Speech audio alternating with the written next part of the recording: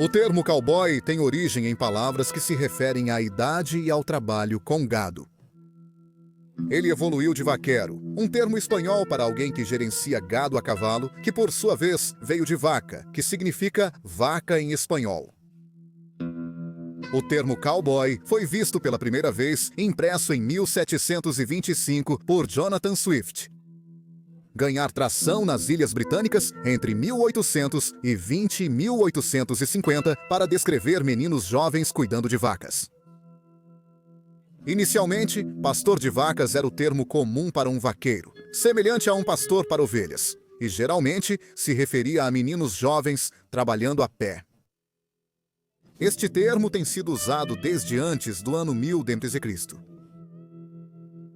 Em 1849, o termo cowboy era amplamente usado, embora outros como vaqueiros, condutores de gado ou criadores de gado também fossem comuns, especialmente no sudoeste americano. Variações como cowhand surgiram por volta de 1852 e cowpoke em 1881, originalmente usados para aqueles que guiavam o gado para os vagões de trem para o transporte. No inglês americano, sinônimos para cowboy incluem buckaroo, cowpoke, cowhand e cowpuncher. Especificamente, buckaroo é uma forma anglicizada de carol. Tanto os cowboys históricos quanto os modernos geralmente começaram a trabalhar na adolescência, ganhando salários assim que eram habilidosos o suficiente para serem contratados, às vezes tão jovens quanto 12 ou 13 anos. Alguns cowboys lidam com gado ou cavalos durante toda a vida, e nos Estados Unidos, algumas mulheres também participaram da pecuária e adquiriram as habilidades necessárias, embora o reconhecimento do termo cowgirl não tenha se tornado generalizado até o final do século XIX. Durante a Revolução Americana, o termo cowboy tinha um significado diferente do que associamos a ele atualmente. O termo referia-se aos americanos contrários à luta pela independência. Uma figura notável, Claudius Smith, conhecido como o cowboy dos Ramapos, era um fora da lei ligado à causa lealista. Ele ganhou esse título roubando bois, gado e cavalos dos colonistas e devolvendo-os aos britânicos. Naquele período, bandos de guerrilha atuavam no condado de Westchester, área entre as forças britânicas e americanas. Esses grupos de trabalhadores agrícolas locais emboscavam comboios e realizavam incursões em ambos os lados. Duas facções distintas surgiram: os Skinners, que lutavam pela independência, e os cowboys, que apoiavam os britânicos. Em Tombstone, Arizona, nos anos 1880, o termo cowboy ganhou outra conotação negativa. Foi usado depreciativamente para descrever homens envolvidos em várias atividades criminosas. Um desses grupos, conhecido simplesmente como os cowboys, se envolveu no contrabando de gado, álcool e tabaco através da fronteira Estados Unidos da América, México. Os residentes viam os cowboys como ladrões de gado, bandidos e foras da lei. Naquela área, chamar alguém de cowboy sugeria envolvimento em roubo de cavalos ou assalto. Os pecuaristas, por sua vez, eram chamados de pastores ou fazendeiros. Outros sinônimos para cowboy incluíam trabalhador de fazenda, campo ou trilha, embora suas funções e salários nem sempre fossem iguais. As atividades dos cowboys foram eventualmente encerradas pelo famoso tiroteio no O.K. Corral e ações subsequentes conhecidas como a Vingança de Earp.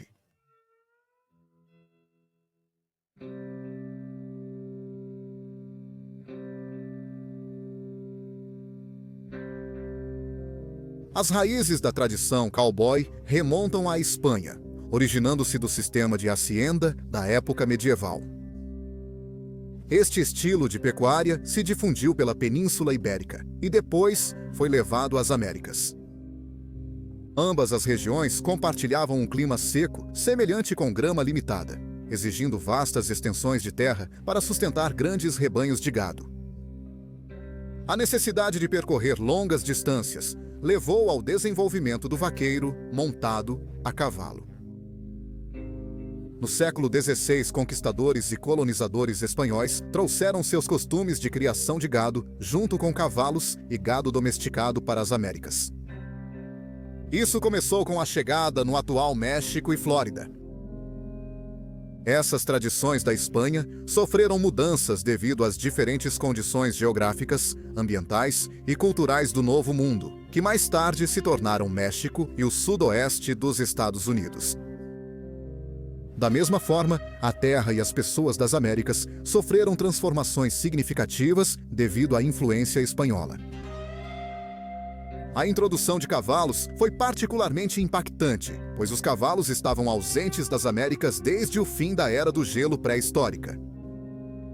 Os cavalos se multiplicaram velozmente e foram cruciais para o êxito dos colonizadores espanhóis e de outras nações.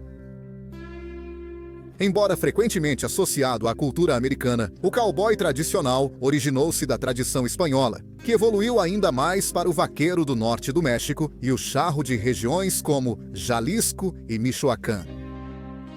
Apesar da maioria dos donos de fazendas serem crioulos espanhóis, muitos dos primeiros vaqueiros eram nativos americanos treinados nas missões espanholas para cuidar dos rebanhos. Os vaqueiros viajaram para o norte com o gado, com expedições notáveis como a de Dom Juan de Oñates em 1598, que trouxe 7.000 cabeças de gado para o Novo México. De lá, os vaqueiros levaram o gado do Novo México e mais tarde do Texas para a Cidade do México. As tradições mexicanas se espalharam tanto para o sul quanto para o norte, influenciando os costumes equestres desde a Argentina até o Canadá. À medida que os comerciantes e colonos de língua inglesa se moviam para o oeste, eles encontravam uma mistura de tradições, línguas e culturas inglesas e espanholas.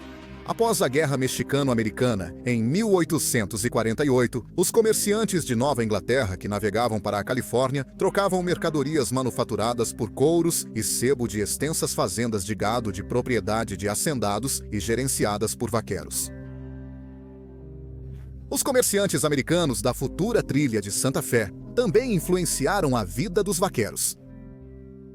Essas primeiras interações marcaram o início da transformação no estilo de vida e na linguagem do vaqueiro, fundindo-se com as normas culturais inglesas para formar o que conhecemos agora como o cowboy na cultura americana. A chegada de colonos anglófonos no Texas iniciou-se por volta de 1821.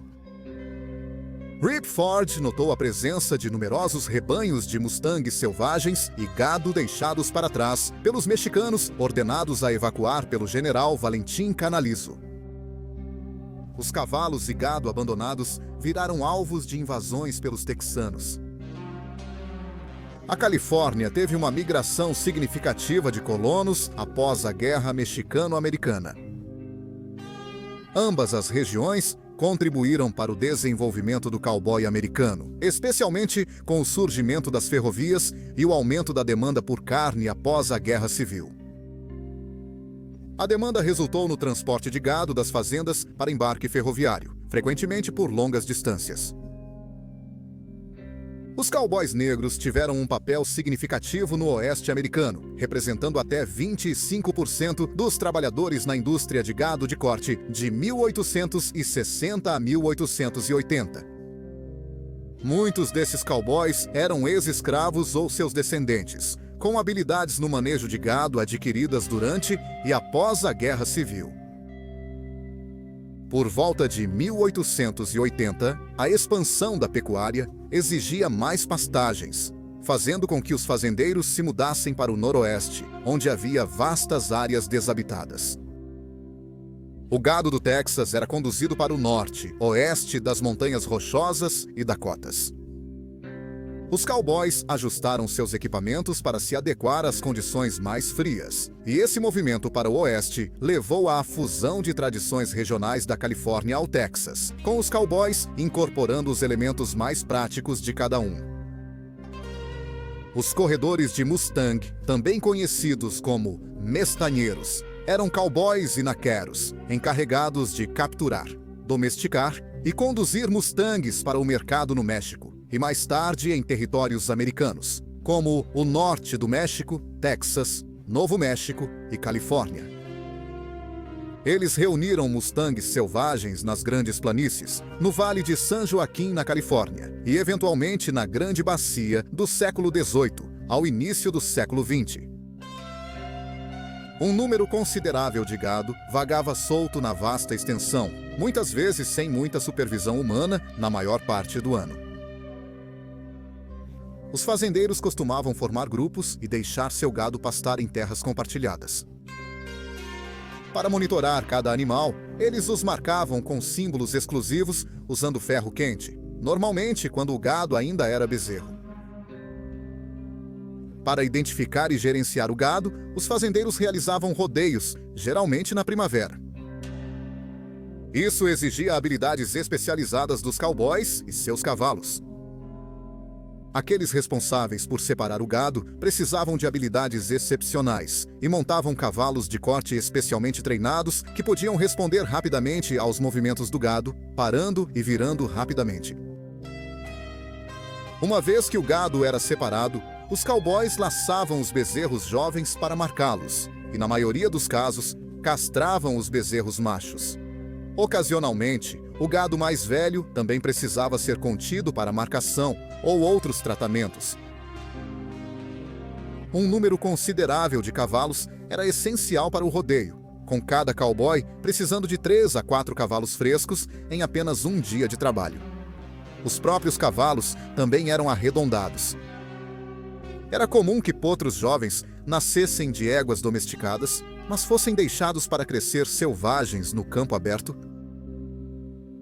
Os cavalos eram reunidos e os maduros eram treinados, processo conhecido como doma de cavalos, ou doma de broncos, geralmente realizada por treinadores de cavalos cowboy especializados. Enquanto alguns cowboys usavam métodos severos para domar cavalos, outros preferiam abordagens mais suaves, reconhecendo os benefícios do tratamento humano. Eles comumente adotavam técnicas dos vaqueiros, especialmente as da tradição californiana. Cavalos treinados de forma mais suave se mostraram mais confiáveis e úteis em várias tarefas. Através das tarefas necessárias do cowboy trabalhador, surgiram competições informais entre os cowboys ansiosos para mostrar suas habilidades no manejo de gado e cavalos. Dessas competições, o esporte de rodeio evoluiu gradualmente. Antes de meados do século XIX, a maioria dos fazendeiros criava gado principalmente para consumo próprio e venda local de carne e couro excedentes. Também havia alguma demanda por outras partes do gado, como couros, chifres, cascos e sebo em várias indústrias. No entanto, a demanda por carne bovina era bastante baixa até depois da Guerra Civil Americana. Após a guerra, Philip Danforth Armour abriu um frigorífico em Chicago, o que levou a um aumento na demanda por carne bovina. Em 1866, o gado poderia valer até $40 por cabeça nos mercados do norte, tornando lucrativo conduzir o gado por longas distâncias para a venda, especialmente de lugares como Texas, onde o gado era abundante. A primeira grande condução de gado do Texas para um trem para envio ocorreu em 1866, com destino a Sedalia, Missouri. Porém, os fazendeiros do leste do Kansas temiam que o gado disseminasse doenças aos animais locais ou estragasse as lavouras. Então, ameaçaram prejudicar qualquer criador encontrado em suas terras.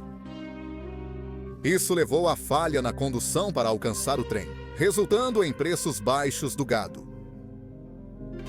Em 1867, uma estação de embarque de gado foi estabelecida perto de Abilene, Kansas, tornando-se um ponto central para o envio de gado. Esta rota do Texas para Abilene ficou conhecida como a Trilha de Chisholm, nomeada após Jesse Chisholm, que marcou o caminho ele mesmo. Outras trilhas se ramificaram para diferentes cabeças de ferrovia, incluindo Dodge City e Wichita, Kansas. Em 1877, apenas a cidade de Dodge enviou 500 mil de cabeças de gado. As conduções de gado tinham que encontrar um equilíbrio entre a velocidade e a saúde do gado. Enquanto podiam cobrir até 25 milhas em um dia, fazendo isso faria o gado perder muito peso para vender bem. Normalmente, eles viajavam distâncias mais curtas cada dia, descansando e pastando ao meio-dia e à noite. Em média, um rebanho poderia viajar cerca de 15 milhas por dia, levando cerca de 2 meses para chegar a uma cabeça de ferrovia.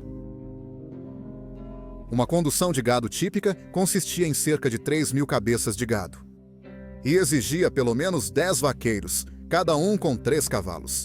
Os vaqueiros trabalhavam em turnos ao redor do relógio para vigiar o gado, conduzindo-os durante o dia e mantendo vigia à noite para prevenir estouros de boiada e roubo. A equipe também incluía um cozinheiro que gerenciava uma carroça de comida puxada por um boi, e um domador de cavalos que cuidava dos cavalos extras. O cozinheiro era altamente respeitado, pois, além de preparar as refeições, também cuidava dos suprimentos médicos, e muitas vezes tinha conhecimento médico aprofundado. Na década de 1880, a invenção do arame farpado revolucionou o manejo do gado, permitindo que os fazendeiros confinassem o gado em áreas específicas, evitando a superpastagem da terra. No Texas e regiões próximas, o crescimento populacional obrigou os fazendeiros a cercar suas terras para controlar seu próprio gado. No norte, a superpastagem causou escassez de alimento para o gado no inverno, devido à pastagem aberta. Este problema foi especialmente grave durante o rigoroso inverno de 1886 e 1887, quando centenas de milhares de cabeças de gado morreram no noroeste, causando o colapso da indústria pecuária nessas regiões. Até 1890, a cerca de arame farpado já era comum nas planícies do norte. As ferrovias se expandiram por boa parte do país. Frigoríficos foram instalados mais perto das principais regiões de pecuária. Isso tornou desnecessárias as longas viagens de gado do Texas para os pontos de embarque de trens no Kansas. Consequentemente, a era das grandes pastagens abertas chegou ao fim, e as grandes viagens de gado deixaram de existir. No entanto, viagens menores de gado continuaram pelo menos até a década de 40. Os fazendeiros tinham que levar o gado aos terminais ferroviários locais para transporte aos currais e frigoríficos, pois caminhões modernos de transporte bovino ainda não existiam. Apesar do declínio das grandes viagens de gado, a pecuária permaneceu uma indústria significativa no Oeste em desenvolvimento. Isso garantiu emprego contínuo para os cowboys, embora com salários relativamente baixos, mas também trouxe um grau de estabilidade para suas vidas à medida que a indústria se tornava mais estabelecida.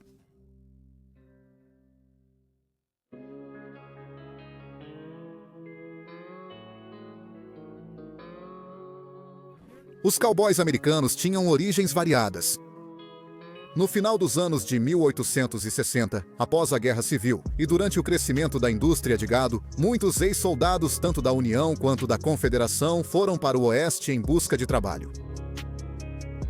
Com eles, muitos homens brancos inquietos também migraram para o Oeste buscando oportunidades.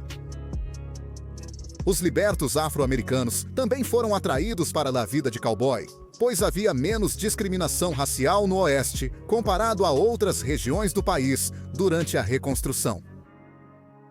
Além disso, muitos mexicanos e nativos americanos que já viviam na região trabalhavam como cowboys. No fim do século XIX, a política americana buscava assimilar os nativos americanos, com algumas escolas internas indígenas ensinando habilidades de rancheiro. Hoje, alguns nativos americanos no oeste dos Estados Unidos possuem gado e pequenos ranchos, e muitos continuam a trabalhar como cowboys, especialmente em ranchos próximos a reservas indígenas. O cowboy nativo americano também faz parte do circuito de rodeio. Devido ao baixo status social dos cowboys na época, não há dados precisos sobre sua composição racial. Os registros do censo sugerem que cerca de 15 a 25% de todos os cowboys eram afro-americanos, com porcentagens mais altas nas viagens de trilha fora do Texas e menos no Noroeste. Da mesma forma, os cowboys de descendência mexicana também representavam cerca de 15% do total, com maiores concentrações no Texas e no Sudoeste. A maioria dos cowboys, de todas as etnias, vinha de classes sociais mais baixas e tinha salários modestos. Em média, um cowboy ganhava cerca de $1 por dia, além de refeições e alojamento no alojamento. Geralmente, um quarto aberto simples, que se assemelhava a um quartel, especialmente quando perto do rancho principal. Com o passar do tempo, os cowboys do oeste dos Estados Unidos desenvolveram sua própria cultura única, misturando a resistência da fronteira com os valores vitorianos e até um toque de cavalheirismo. A natureza desafiadora e muitas vezes solitária de seu trabalho fomentou um senso de autoconfiança e individualismo, onde a integridade pessoal era altamente valorizada e celebrada em canções e poesia. Os cowboys, normalmente, trabalhavam em ambientes dominados por homens, especialmente durante as conduções de gado, quando os homens superavam em muito o número de mulheres no oeste da fronteira. Nessas circunstâncias, alguns homens formavam laços estreitos, unidos pelos desafios da vida na fronteira. Reuniões sociais com homens e mulheres ocasionalmente se tornavam exclusivamente masculinas, devido à escassez de mulheres na região. Nessas situações, os homens se uniam para danças e outras atividades sociais. Em algumas regiões onde homens solteiros superavam mulheres em número, relacionamentos românticos entre eles ocasionalmente ocorriam. No entanto, apesar desses casos, a cultura cowboy em si era, e ainda é frequentemente, fortemente oposta à homossexualidade. Apesar de existirem leis contra a homossexualidade no Velho Oeste, elas não eram aplicadas de forma consistente. O surgimento da indústria de gado coincidiu com o surgimento da imagem do cowboy, que tinha uma influência significativa. Nos anos tumultuados após a Guerra Civil, os democratas, particularmente os do Sul, viam o Oeste como um refúgio dos políticos republicanos que eles se opunham. Eles pintaram uma imagem romantizada de cowboys como indivíduos trabalhadores e honrados que viviam por suas próprias regras, confiando em si mesmos ao invés do governo. Jornais democratas retratavam a vida de cowboy como aventureira e nobre, contrastando-a com o que eles viam como os efeitos negativos de um grande governo e a suposta preguiça dos ex-escravizados. A imagem romantizada do cowboy foi ainda mais enraizada na consciência pública através de shows do Velho Oeste, no final do século XIX e início do século XX. Esses espetáculos glorificavam as vidas dos cowboys e dos nativos americanos, mas perpetuavam estereótipos ao mesmo tempo em que exibiam seus estilos de vida rústicos. Os filmes ocidentais de Hollywood, a partir da década de 1920, continuaram a popularizar o arquétipo do cowboy, muitas vezes retratando-os como pistoleiros rudes e durões. No entanto, alguns atores, como Gene Autry, promoveram valores de honra, respeito e patriotismo através de suas representações de cowboys. Historiadores frequentemente sugerem uma ligação entre o código romantizado do cowboy e a imagem desordeira do cowboy, que eles rastreiam até a subcultura de violência entre os condutores no Velho Oeste do Texas, influenciada pelo Código de Honra do Sul. Em muitos filmes ocidentais, os cowboys foram retratados lutando contra os nativos americanos, embora a maioria dos conflitos entre colonos e povos nativos fossem, na verdade, com o exército dos Estados Unidos da América. No entanto, as relações entre cowboys e nativos americanos eram frequentemente tensas, com interações amigáveis ocasionais, mas mais comumente, encontros hostis. Os povos nativos cobravam taxas para permitir a passagem de rebanhos de gado por seus territórios, mas atacavam fazendas e ranchos em tempos de conflito ou escassez. Os cowboys usavam armas para defender seu gado de predadores naturais e ladrões humanos, independentemente da raça do atacante. Na realidade, os trabalhadores de fazendas tinham pouco tempo para qualquer coisa além do exigente trabalho necessário para manter uma fazenda.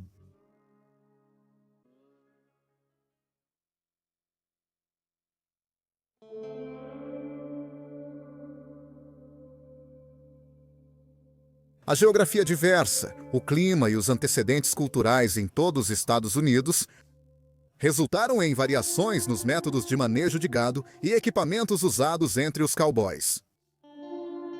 Entre 1840 e 1870, conforme colonos ingleses e franceses avançavam além do rio Mississippi, encontraram populações de origem espanhola nos territórios que depois se tornariam Texas e Califórnia. A mistura de culturas deu origem a duas tradições primárias de cowboy, conhecidas hoje como as tradições do Texas e espanhola, vaquero ou tradições da Califórnia. Tradições de cowboy menos conhecidas, mas igualmente únicas, também surgiram no Havaí e na Flórida. Embora persistam diferenças regionais em equipamentos e estilos de montaria, algumas pessoas preservam deliberadamente as técnicas altamente qualificadas da pura tradição vaquero ou bucaru. A tradição vaquero ou da Califórnia teve origem no século XVIII. Esses cowboys se especializaram em trabalhar com cavalos jovens e não treinados, e prosperaram em Alta Califórnia e territórios vizinhos durante o período colonial espanhol. Ao contrário do cowboy do Texas, o vaqueiro da Califórnia, ou bucaru, era considerado altamente habilidoso e normalmente permanecia no mesmo rancho onde nasceu, criando suas famílias lá também.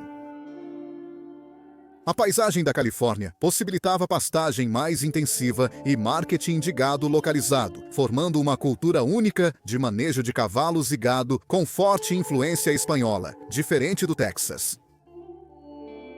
Na tradição do Texas, a condução de gado a cavalo começou no Texas espanhol no século XVIII e continuou após a independência do Texas, com os colonos incorporando elementos da cultura vaqueiro-mexicana. Após a Guerra Civil, a cultura vaquero se misturou com as tradições de condução de gado do sudeste dos Estados Unidos, à medida que os colonos se moviam para o oeste, levando a mais adaptações em equipamentos e técnicas. Os cowboys do Texas migravam entre grupos sazonalmente, influenciados pela necessidade de conduzir longas jornadas de gado para chegar ao mercado. O cow hunter da Flórida, ou cowboy cracker do século XIX e início do século XX, tinha uma abordagem distinta tanto das tradições do Texas quanto da Califórnia. Eles dependiam de chicotes e cães para o pastoreio em vez de laços, e muitos não usavam selas ocidentais, preferindo as selas McClellan. A paisagem e a história únicas da Flórida, incluindo conflitos com tribos indígenas americanas e a importação de gado da Flórida espanhola, moldaram suas práticas distintas. No Havaí, o penholo, ou cowboy havaiano, descende diretamente da tradição vaqueiro da Califórnia e do México. Eles aprenderam suas habilidades com os vaqueros mexicanos e foram cruciais na indústria de gado da ilha. O termo penholo provavelmente deriva da palavra espanhola espanhol e reflete a influência da cultura mexicano-espanhola nas práticas de rancho havaianas. O traje e as ferramentas tradicionais do penholo também têm características distintas mexicano-espanholas. Não precisa dizer, os cowboys do Velho Oeste eram um grupo diversificado, com origens em várias culturas e tradições regionais em todos os Estados Unidos. Eles eram habilidosos cavaleiros e tratadores de gado, moldando suas práticas de acordo com a geografia, clima e influências culturais de suas respectivas regiões. De todos os cantos da fronteira, cada tradição de cowboy tinha suas próprias técnicas e equipamentos únicos, refletindo uma mistura de influências espanholas, mexicanas e anglo-americanas. Apesar das diferentes abordagens, os cowboys compartilhavam valores de trabalho duro, autodependência e individualismo. Embora romantizada na cultura popular, a realidade da vida de cowboy envolvia longas horas, condições perigosas e salário modesto. No entanto, o legado do cowboy do Velho Oeste perdura, simbolizando a resiliência, a engenhosidade e o espírito de aventura que ajudaram a moldar a fronteira americana.